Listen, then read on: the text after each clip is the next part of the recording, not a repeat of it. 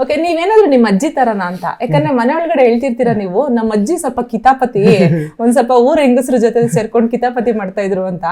ನೀವು ಅಲ್ಲಿ ರಜತ್ ಮತ್ತೆ ಚೈತ್ರನಿಗೆ ಒಂದು ಮಜಾ ತಗೊಂಡ್ ಬರ್ತೀರಾ, ಆಮೇಲೆ ಜಾನ್ವಿ ಮತ್ತೆ ಅಶ್ವಿನಿ ಅವರಿಗೆ, ಅವ್ರಿಗಿಬ್ರಿಗೂ ಕಿತಾಪತಿ ಹೆಂಗಸ್ರು ಅಂತಾನೆ ಹೆಸರಿಟ್ಬಿಡ್ತೀರಾ. ಆಮೇಲೆ ಅವ್ರಿಬ್ರು ಮಧ್ಯನೂ ಅಂದ್ರೆ ಅವ್ರಿಬ್ರು ಸ್ವಲ್ಪ ಮಾತು ಬಿಟ್ಟಾಗ, ಇಲ್ಲ ನೀವಿಬ್ರು ನಾಟಕ ಮಾಡ್ತಾ ಇದ್ದೀರಾ ಹಂಗೆ ಹಿಂಗೆ ಅಂತೆಲ್ಲಾನು. ಹೆಂಗೆ ನೀವು ಸ್ವಲ್ಪ ನಿಮ್ ಅಜ್ಜಿ ತರನಾ ಅಂತ?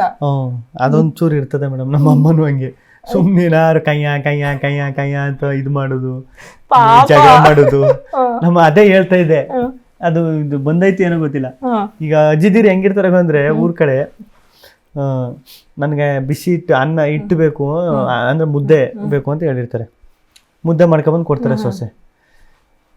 ನಾನು ಈಗ ತಿನ್ನಕ್ ನನ್ಗೆ ಆಮೇಲೆ ತಿಂತೀನಿ ಅಂತ ಹೇಳಿರ್ತಾರೆ. ಮುದ್ದೆ ಆರೋಗ್ಬಿಟ್ಟಿರ್ತದೆ, ತಿಂತಾರೆ, ತಿನ್ನೋದು ಹೋಗ್ಬಿಡ್ತಾರೆ.